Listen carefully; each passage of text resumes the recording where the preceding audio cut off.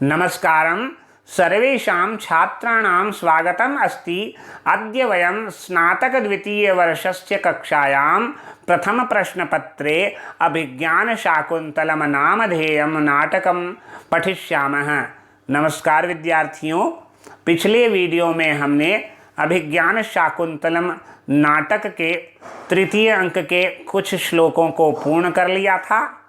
अब हम आगे की ओर अग्रसर होते हैं। तो सबसे पहले गद्य आता है। मदन बाधाम निरूप्य भगवन कुसुमायुध त्वया चंद्रमसा च विश्वसनीयाभ्यामति संधीयते कामी जन सार्थः। देखिए, यहाँ पर जो है राजा दुष्यंत वह चंद्रमा और कामदेव जी से क्या कह रहे हैं। सबसे पहले जो ये कोष्ठक में लिखा है उसको हम देख लेते हैं। मदन बाधाम निरूप्य, मदन बाधाम निरूप्य, इसका तात्पर्य क्या हुआ? मदन बाधाम विरूप्य, इसका मतलब है काम पीड़ा का अभिनय करके, क्योंकि काम भावना, विरह भावना जो है उसका अभिनय करके यहाँ पर क्या कह रहे हैं राजा? हे कामदेव, आप विश्वसनीय होकर भी जो आप चंद्रमा जो है, आप और चंद्रमा, आप दोनों विश्वसनीय होकर भी कामियों के समूह को धोखा दे रहे हो, कामी जनों के समूह को धोखा दे रहे हो। ये उन्होंने दोनों के लिए कहा। मदन बाधाम निरूप्य का मतलब है काम अवस्था का अभिनय करके हे भगवन, भगवन कौन भगवन? कुसुमायुध, फूलों का धनुष बाण लेकर कौन आते हैं? कामदेव। तो उनका विशेषण है कौन सा? क्या है? हे कुसुमायुध, भगवान कुसुमायुध, हे कामदेव, त्वया आपके द्वारा, च चंद्रमसा च और चंद्रमा के द्वारा, विश्वसनीयाभ्याम मति, विश्वसनीय होने पर भी, संधीयते कामी जना, संधीयते धोखा दिया जा रहा है किनको? कामी जन सार्थः, कामी जन काम भावना से जो ग्रसित व्यक्ति को तुम्हारे द्वारा और चंद्रमा के द्वारा धोखा दिया जा रहा है। कामी जनों के लिए जो है, जो प्रेम करने वाले होते हैं मनुष्य, उनके लिए चंद्रमा भी शीतल होता है, आनंद देने वाला होता है, और काम भावनाओं भी आनंद देने वाली होती है। उनके विश्वास पात्र होते हो आप। लेकिन विश्वसनीय होते हुए भी त्वया चंद्रमसा च विश्वसनीयाभ्याम मति अति संधीयते, बहुत अधिक धोखा दिया जा रहा है। कामी जनों को बहुत अधिक धोखा दिया जा रहा है आप दोनों के द्वारा, चंद्रमा के द्वारा और कामदेव आपके द्वारा। अब यहाँ पर एक कुतः, क्योंकि, अब क्योंकि के पश्चात यहाँ पर एक श्लोक कह रहे हैं। काम पीड़ा का अभिनय करके दिखाकर भगवान देव यानी भगवान हे कामदेव, विश्वसनीय होकर भी, आप विश्वसनीय, विश्वास के योग्य होने पर भी आप और चंद्रमा दोनों जो है कामियों के समूह को आप क्या कर रहे हैं? धोखा दे रहे हैं, ठग रहे हैं। क्योंकि, क्यों ठग रहे हैं? क्योंकि उसका कारण जो है यहाँ पर आगे श्लोक में बताया गया है, जो हम प्रारंभ कर रहे हैं। तव कुसुम शरत्वम शीतरश्मित्वमिन्द्र द्वयमिदं मयथार्थ दृश्यते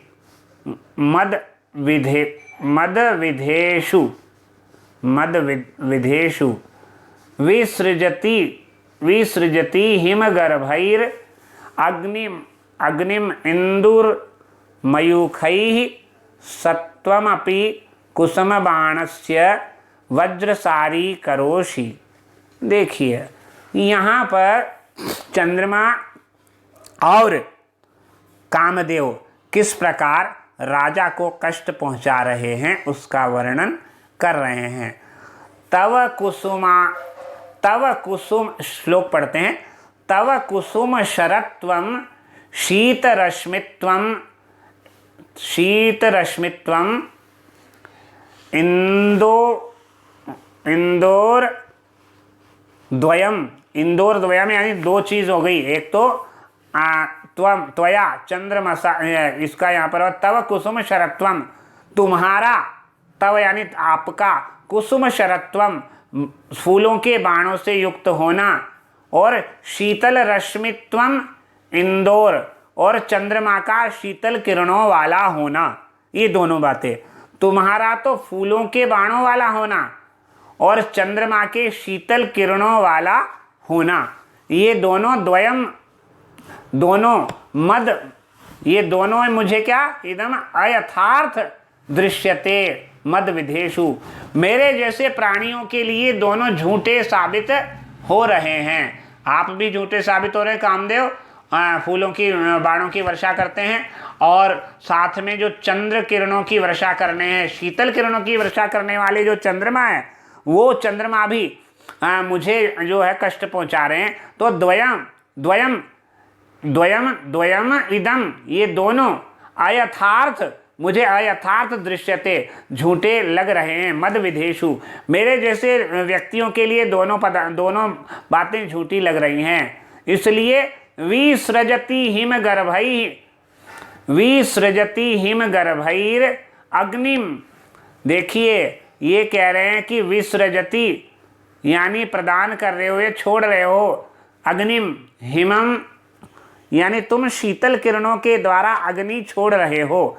ये तो चंद्रमा के लिए कहा, उसकी किरणें जो है चंद्रमा की ठंडी होती है, लेकिन काम से जो ग्रसित होते हैं, काम भावनाओं से जो प्रेम के कारण विरही हो जाते हैं, प्रेमी जन से बिछड़े हुए जो होते हैं, ऐसे व्यक्तियों के लिए विसृजति, वह ठंडी किरणें भी उनको जलाने के समान होती है। इसलिए विसृजति हिमगर्भैः अग्निम इंदु, जो चंद्रमा तो अपनी शीतल किरणों से अग्नि की वर्षा कर रहा है। मयूखैः, यानी इंदु मयूखैः, मयूख किरणों को कहते हैं, ठीक है।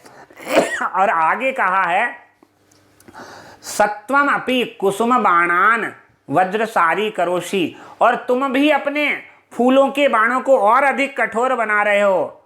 तुम अपने फूलों के बाणों को बहुत अधिक कठोर बना रहे हो। ये कामदेव के लिए कहा। सत्वम अपि, और तुम भी कुसुम बाणान फूलों के बाणों को वज्रसारी करोषि, वज्र के समान कठोर बना रहे हो। तात्पर्य क्या हुआ? काम पीड़ा का अभिनय करते हुए राजा कहते तुम और चंद्रमा कामियों के समूह को बहुत अधिक धोखा दे रहे हो। क्योंकि किस प्रकार धोखा दे रहे हो उसको श्लोक में कहा, तुम्हारा फूल के बाणों वाला होना और चंद्रमा का शीतल किरणों वाला होना, ये दोनों मुझ जैसे कामी जन के विषय में असत्य दिखते हैं। क्यों? क्योंकि चंद्रमा तो शीतल किरणों के द्वारा किरणों से आग जो है बरसा रहा है, और तुम अपने फूलों के बाणों को वज्र के समान और भी अधिक कठोर बना रहे हो। ये तात्पर्य यहाँ पर बताया है। तो ये दो बातें हैं, ये दोनों बातें हैं। यहाँ पर एक बार संस्कृत के हम इसको करेंगे तो आपको अच्छे से समझ में आ जाएगा। तो इसलिए इसको एक बार संस्कृत में भी देख लेते हैं। एक एक शब्द को देखेंगे तो बहुत अधिक से बहुत आसानी से हमारा जो अर्थ है वो स्पष्ट हो जाएगा। चलिए, तो यहाँ पर इसका अर्थ तो आप समझ ही गए। यानी कामदेव को और चंद्रमा को कह रहे हैं तुम्हारा फूलों के बाणों वाला होना और चंद्रमा का शीतल किरणों वाला होना, ये दोनों बातें मेरे जैसों के लिए विषय में मुझे असत्य दिखते हैं, असत्य दिखाई पड़ रहे हैं। क्यों? क्योंकि चंद्रमा जो है शीतल किरणों अपने शीतल किरणों से आग बरसा रहा है, और तुम अपने फूलों के समान कोमल बाणों को वज्र के समान बहुत अधिक कठोर बना रहे हो। ये तो यहाँ पर है। अब इसको संस्कृत में करेंगे तो कैसे होगा? तव अर्थात मदनस्य कुसुम शरत्वम, यानी कुसुमम पुष्पम शरः बाणः यस्य तत् है ना तत्वम तस्य भावः। इंदो यानी चंद्रस्य, फिर शीतरश्मित्वम शीताः हिमाः रश्मयाः किरणा यस्य तत्वम तस्य भावः। इदम एतत् पूर्वोक्तम द्वयम उभयम अपि मद विषयेषु, यानी मम विधाः प्रकाराः येषां तेषु, यानी एतेषां विषये अयथार्थम न यथार्थम, यानी असत्यम दृश्यते अनुभूयते। इंदुः चंद्रः हिमगर्भैः हिमं तुषारैः गर्भैः अन्तः येषां तैः मयूखैः किरणैः अग्निं हुताशनं विसृजति यानी त्यजति। त्वं भवान् अपि च कुसुमबाणान् कुसुमानि पुष्पाणि एव बाणाः शराः तान् वज्रसारी करोषि, यानी वज्रसारी करोषि का मतलब है वज्रसारान करोषि यद्वा वज्रवत कुलिशवत सारी करोषि मतलब दृढ़ी करोषि। तात्पर्य क्या हुआ?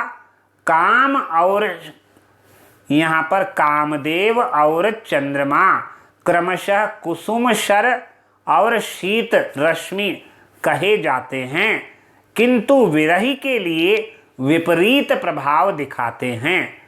श्लोक के पहले अंश में चंद्रमासा आ जाने से यहाँ इंदु न लिखकर सर्वनाम तत् का प्रयोग होना चाहिए था, तथा पहले काम का वर्णन होने से तीसरे चरण में काम का और चौथे चरण में चंद्रमा का वर्णन होना चाहिए था। लेकिन ये यहाँ पर उनका अपना अलग दृष्टांत है। विरह दशा की उक्ति होने से यहाँ पर उचित है।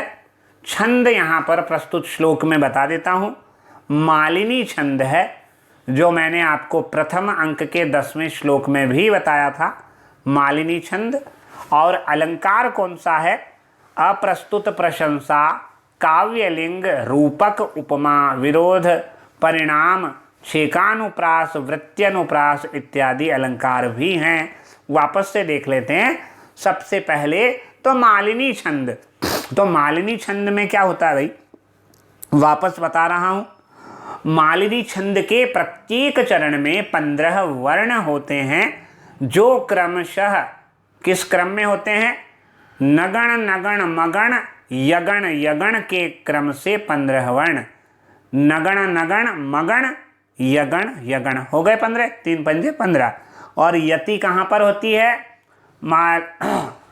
इसका है यति होती है न न म य युतेयम मालिनी भोगी लोकैः। 8 एवं 7 वर्णों पर यति होती है। पहली यति 8 पर, दूसरी यति 8 के बाद 7 पर। तो 8 और 7 15 हो गए, तो मालिनी छंद हो गया। न न म य युतेयम मालिनी भोगी लोकैः। ठीक है, न न म य युतेयम मालिनी भोगी लोकैः। ठीक है, लोक 7 होते हैं और वसु 8 होते हैं।